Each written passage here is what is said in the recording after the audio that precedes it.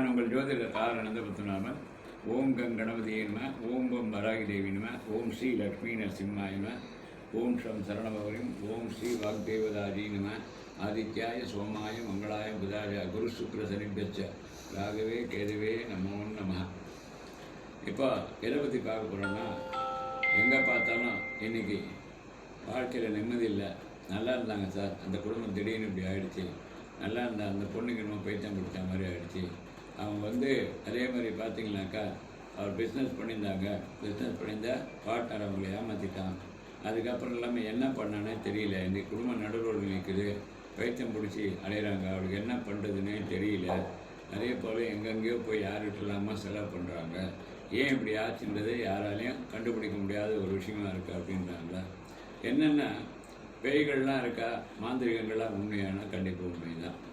எப்படி ஒரு நல்லது பண்ண முடியுமோ அதே மாதிரி கெட்டதும். For every action there is equal reaction மாதிரி. ஆனால் கெட்டது பண்ணுறோம் ரொம்ப நாள் வாழ மாட்டான்னு வச்சுங்க, கண்டிப்பாக அவனுக்கு அது உண்டான தண்டனை உண்டு. இந்து மாந்திரிகம் இருக்குது, கிறிஸ்துவ மாந்திரிகம் இருக்குது, முஸ்லீம் மாந்திரிகமும் இருக்குது. அதுக்கு கிறிஸ்துவ மாந்திரத்தில் அந்தோனியாருடைய பாடல்கள் இருக்குது. அதை நம்ம பாடுற போது அதுலேருந்து விடிய காலம் கொடுக்குறாரு. விடிய காலம் வந்துடும் தனியாக அப்படின்றது கிடையாது. முஸ்லீம் செப்பரேஷனாக இருக்குது, எப்படி பண்ணணும், தகடு ஏதணும், எந்திர ஏதணும் இருக்குது. இந்து மெத்தட்லேயும் எல்லாமே இருக்குது. சரி, இந்த மாந்திரிகங்கள் இப்போ செய்வினை அப்படின்றது எப்படி ஒரு வீட்டுக்கு செய்வினை பண்ணியிருக்காங்க வச்சுங்க, எப்படி கண்டுபிடிக்கலாம் அப்படின்னு பார்த்தீங்கன்னா, கதவெல்லாம் சாத்திட்டு வீட்டுக்கு நடுவில் ஒரு பெரிய அகல் வைங்க, பெரிய கட்டிக்கால் பூரம் வாங்கிட்டு வாங்க. அந்த கட்டிக்கால் பூரத்தை ஏற்றினீங்க, நிறைய இடத்துல நான் ப்ரூவ் பண்ணியிருக்கேன். அப்படியே கரிகரியாக வரும். அப்போ நம்ம புரிஞ்சுக்கலாம் அந்த வீட்டில் செய்வினை இருக்குன்றது. அந்த செய்வினை எடுத்த பிற்பாடு என்ன அப்படின்னு பார்த்தீங்கன்னா, அந்த கரிகரியாக எரியாது. அதுவும் இல்லாமல் இன்னொரு விஷயம் பார்த்தாக்கா, சில பேர் சொல்லுவாங்க, சாமி எங்கள் வீட்டில் எல்லோரும் தூங்குகிறோம் 12-1 மணிக்கு, யாரோ ஓடுற மாதிரி இருக்குது, நடக்கிற மாதிரி இருக்குது அப்படின்ட்டு. இப்போ என்ன பண்ணுவோன்னா, இப்போ ஒருத்தர் பார்ட்னர் நான் ஒன்றொருத்தர் ஏமாத்திரேன் வச்சுங்க, அவன் என் பேச்சு வரக்கூடாதுன்னா இந்த மாதிரி செய்வினை பண்ணுறேன். அதே மாதிரி இன்னொரு விஷயம் என்னன்னு பார்த்தீங்கன்னாக்கா, வீட்டில் அதாவது சில பேர்களை மாந்திரிகம் செய்வர்களை வச்சு, நான் பேர்லாம் குறிப்பிடல, ஜாதியை நான் குறிப்பிட விரும்பலை, அவங்கள வச்சு நான் இது மாதிரி மாந்திரிகம் கெட்ட செயல்கள் செய்பவர்களை வைத்து ஏவல் மாதிரி பண்ணிடுறாங்க. அதில் என்ன சொல்கிறோன்னா, நம்ம இந்து மாந்திரிகத்தை குட்டி சாத்தான் பேய்கள்னும், அவங்க முஸ்லீம் இதில் என்ன சொல்கிறோம், ஜின்னுன்னு சொல்லுவாங்க. அது மாதிரி வெவ்வேறு பாஷைகளில் கூப்பிட்டாலும் எல்லாமே தீய சக்திகள் தான். ஸோ ஏவல் மாதிரி பண்ணி அவங்க வீட்டுக்கு என்ன பண்ணிடுறான், இது பண்ணிடுறான். எப்படி பண்ணுவாங்க அப்படின்னு பார்த்தீங்கன்னா, ஒருத்தருடைய தலைமுடி, காலடி மண், நகம், அதப்போ அவங்களுடைய ஃபோட்டோ இதெல்லாம் எடுத்து எப்போ மெயினாக பண்ணணும்னா, அமாவாசை நேரத்தில் தெய்வங்கள் செயலிழந்து நிற்கும். அப்போ என்ன பண்ணோன்னா, அவங்க குலதெய்வத்தையே கட்டுவாங்க. குலதெய்வத்தை கட்டுறதுக்கு உண்டான வழிகள்லாம் இருக்குது. ஈஸியாக குலதெய்வத்தை கட்டிடலாம், அது ஒன்றும் பெரிய விஷயம் கிடையாது. அதுக்கப்புறம் என்னன்னாக்கா, நிறைய பேர் சொல்லுவாங்க, நாங்கள் இவ்வளோ கஷ்டப்படுறோமே, குலதெய்வம் இருக்கா, எங்களுக்கு ஒன்றுமே நடக்க மாட்டேது, ஹெல்ப் பண்ண மாட்டேங்குது, குலதெய்வமே நீ வரமாட்டியா, இவ்வளோ கஷ்டப்படுறோமே, நல்லா வாழ்ந்த ஒரு காலத்தில், சார் இன்றைக்கி ஒன்றுமே இல்லை, அவன் நடுவில் நிற்கிறான், அதே மாதிரி என்னான்னு தெரியல. அதே போல் பார்த்தீங்கன்னாக்கா, இந்த செய்வனைக்கு என்ன பண்ணுவாங்க, மருந்து மாதிரி கலக்கி, நான் திருப்பதி போயிட்டு வந்தேன், வேறு யாருன்னா உங்களுக்கு வேண்டப்பட்டவங்க கொடுத்து, இந்தாங்க லட்டு சாப்பிடுங்க, இந்தாங்க அம்பாள் சக்கரை பொங்கல் சாப்பிடுங்க அப்படின்வாங்க. நீங்கள் நல்லா நோக்கத்தை நினச்சி சாப்பிடுங்க. கடைசியில் என்ன ஆகிடும் அப்படின்னு பார்த்தீங்கன்னா, அந்த மாந்திரிக விஷயத்தை கலந்து அதில் கொடுக்குற போது உங்களுக்கு பாதிப்புகள் ஏற்பட ஆரம்பிச்சிடும். அது எப்படி பாதிப்புகள்லாம் ஏற்படுத்தும் அப்படின்னு பார்த்தீங்கன்னாக்கா, அதே மாதிரி ஏவல் ஆண் வேலையும் பண்ணலாம், பெண் வேலையும் பண்ண முடியும். ஆனால் ஆணுக்கு அந்தளவுக்கு பாதிப்புகள் வருதில்லை.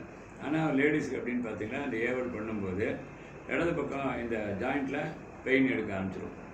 நீங்கள் போயிட்டு டாக்டர்கிட்ட போயிட்டு நீங்கள் என்ன தான் செக் பண்ணி பார்த்தாலும் சரி, என்ன ஸ்கேன் எடுத்தாலும் சரி, மேமோகிராம் எடுத்தாலும் டாக்டர் ஒன்றுமே இல்லை, நீங்கள் வெறும்னே இது பண்ணால் போகிறோம், மாத்திரை சாப்பிட்டா போகிறோம்னுவாங்க. அதுக்கு காரணம் என்ன, இந்த ஏவல்கள்னால தான். அது என்ன ஆகுனா, இந்த தீய சக்தி அங்கே போய் மாரில் உட்காந்து அப்படியே குத்திகிட்டே இருக்கும், ப்ரெஸ் பண்ணிகிட்டே இருக்கும். ஆணோட பெண்ணுக்கு கவனிக்கலாம், பெரிய பாதிப்புகள் ஏற்பட வாய்ப்புகள் இருக்குது. அது ஏவனுடைய வேலைகள் தான். சரி, அதே போல் ஆணுக்கும் பாதிப்பு வரும். ஆணுக்கு அந்த அளவுக்கு பெரிய அளவுக்கு பாதிப்பில் நல்லா இருந்தவங்க பார்த்திங்களா, அந்த செய்வனை பாதித்த உடனே அவங்க என்ன பண்ணுறான்னு தெரியாது. ரோட்டில் நடந்து போகிறப்போ வண்டி வர போட தெரியாது, ஆக்சிடென்ட் ஆகிறதுக்கெலாம் வாய்ப்புகள் இருக்குது. ஏன் நடந்ததுன்னே நமக்கு தெரியாது. குடும்பமே சந்தோஷமாக இருக்கும். காலையிலேருந்து ஒரு விளக்கேற்று. அதே மாதிரி பார்த்தீங்கன்னா, நைட்டு படுத்திங்க அப்படின்னா ஏவல் பண்ணியிருந்தா மார் மேலே யாரோ ஏறி உட்காந்த மாதிரி இருக்கும். அதுமாரி பாறங்களில் தூக்கி வச்ச மாதிரி இருக்கும். என்னென்ன தெரியாது, தூக்கமே இல்லை ரொம்ப நேரம். ராத்திரி விடியாத்தால ஒரு 3 மணிக்கு மேல் தான் தூக்கமே வரும். பரண்டு படுப்பாங்க. காலையிலேருந்து போய் ஒரு வடக்கேற்றவோ ஒரு கோயில் போகிறதுக்கோ ஒரு நல்ல காரியம் செய்யவோ இது பண்ணும். அதே மாதிரி வீட்டில் பார்த்தீங்கன்னா சனி நீங்கள் என்னென்னு திட்டுறோம் இல்லையா, அதே மாதிரி கெட்ட வார்த்தை திட்டக்கூடாது.